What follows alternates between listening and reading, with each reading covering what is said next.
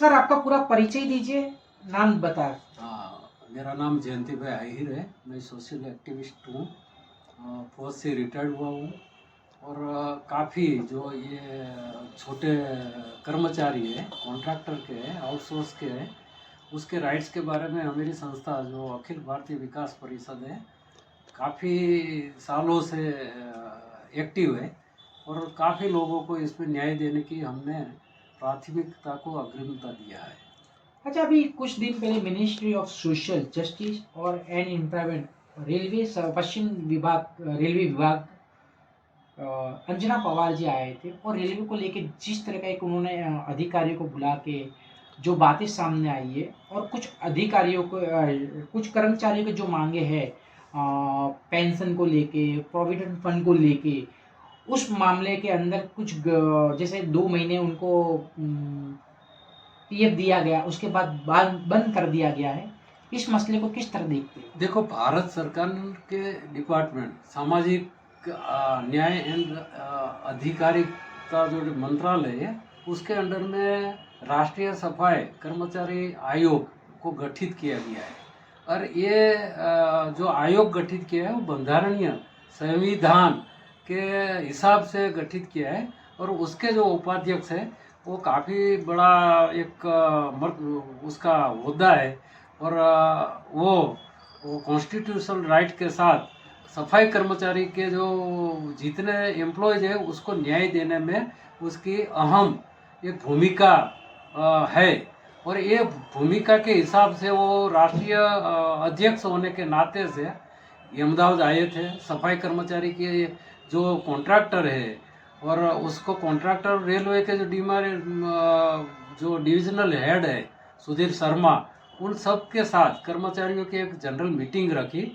और सबसे बड़ी खुशी की बात है कि इसमें मीडिया को भी इसने इन्वॉल्व किया और जब ये बात सबके सामने डिस्कशन हुई तभी वो जो अंजना पवार थी उसने काफ़ी अच्छा एक रोल भी किया कि छोटे लोगों को कैसे हेल्पफुल हो सकते हैं और राष्ट्रीय सफाई जो आयोग है उसके जरिए से लोगों को कैसे न्याय मिल सकता है उसका एक अच्छा उदाहरण उसने पेश किया। अच्छा, ये आप भी एक मानते हो कि जिस तरह के ऊपर लेवल से अच्छा काम होता है, लेकिन कॉन्ट्रैक्ट बेस जो चल रहा है देश के अंदर और कुछ धांधलियाँ होती है, जैसा ही इसमें बताया आपने, लीगल भी सुना कि 2 महीने प्रोविडेंट फंड दिया फिर बंद कर दिया गया, तो उस किस्से को किस तरह देख रहे हो आप? मैं आपको मेरी बात पूरी करना चाहता हूँ को अध्यक्षा ने जो मीटिंग होल्ड किया उसमें कर्मचारियों, सफाई कर्मचारी जो अपने लेवल के जो कर्मचारी है फोर्स वर्क के माने जाते हैं कॉन्ट्रैक्ट बेस पे, एक तो ये रेगुलराइज होते नहीं, उसको वो जो security, life security, job security जो होना चाहिए वो कॉन्ट्रैक्ट बेस में नहीं है। लेकिन भारत सरकार ने काफ़ी कुछ अधिनियम नियम बनाए, मिनिमम एक्ट के हिसाब से उसको लघुतम वेतन मिलना चाहिए और आज के हिसाब से 26 दिन को उसको 19 से 20 हज़ार के बीच में वो उसका सैलरी बनता है। इसके बाद 4 रजा मिलती है और सबसे बड़ी चीज़ ये है कि जो भविष्य निधि जो प्रोविडेंट फंड है उसमें 12% कॉन्ट्रैक्टर जो प्रिंसिपल कॉन्ट्रैक्टर उसकी ओर से जमा होता है और 12% कर्मचारी जो अपना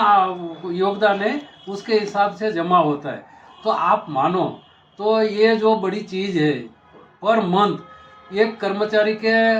मिनिमम आप गिनो तो 3-3.5 हज़ार रुपये उसके पीएफ में जमा होता है। अभी ये कॉन्ट्रैक्ट के हिसाब से ये राशि जो जमा होती है उसके भविष्य में रिटायर्ड होने में दूसरी कोई जगह शिफ्ट हो गई है तो अपना पीएफ नंबर के साथ वो वहाँ भी ये सिस्टम चलती है, तो ये कर्मचारी को काफ़ी उसमें फ़ायदा होता है। वो मीटिंग में हमने सुना, वो अंजना पवार ने जो मीटिंग लिया वहाँ उसको एक किसी कर्मचारी ने, सफाई कर्मचारी ने बोला कि हमें जो पीएफ मिलना चाहिए, हमारा पीएफ नंबर चाहिए, हमें वो कोई दिया ही नहीं जाता है।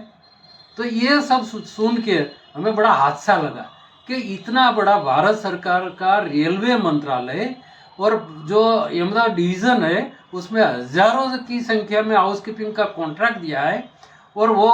पूरे अहमदाबाद डिवीज़न में वो विरमगाम भी आता है, कलोल भी आता है, मेहसाणा भी आता है, तो वो डिवीज़न के अंडर में जितने स्टेशन है उसका सफाई का कॉन्ट्रैक्ट और हजारों की संख्या में उसका पीएफ हर मंथ जो मिलना चाहिए एम्प्लॉयज के, उसके पीएफ के अकाउंट में जमा नहीं होता है। इट्स ए क्रिमिनल ऑफेंस, ये एक फौजदारी गुना है।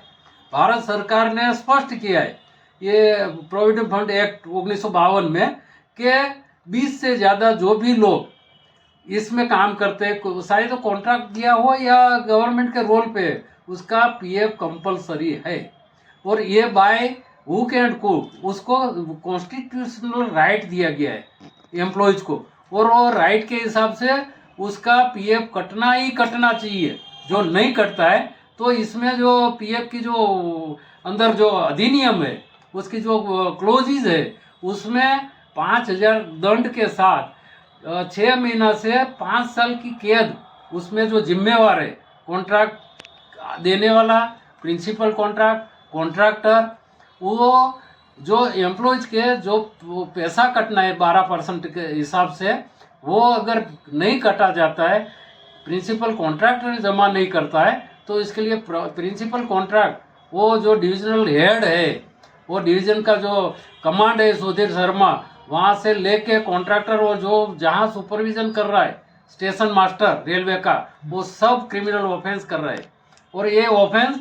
वो जो राष्ट्रीय अध्यक्ष है अंजना पवार, उसके सामने कबूला गया है मीडिया के सामने। और ये अगर उसमें इमीडिएट एक्शन का ऑर्डर करना चाहिए आयोग को, राष्ट्रीय आयोग को। राष्ट्रीय आयोग अध्यक्ष का सामने ये बात हुई है और ये बात इतनी गंभीर है,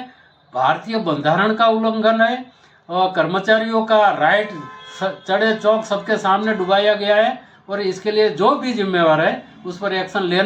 लेना ही चाहिए। अच्छा, आप सामाजिक कार्यकर्ता हो और आप सामाजिक संस्था भी चलाते, आपकी तरफ से किस प्रकार के आगे अगर जो सच्चाई है अगर उजागर होती है, सामने आती है, तो किस प्रकार का आप एक्शन लोगे? सच्चाई सामने आ चुकी है। अगर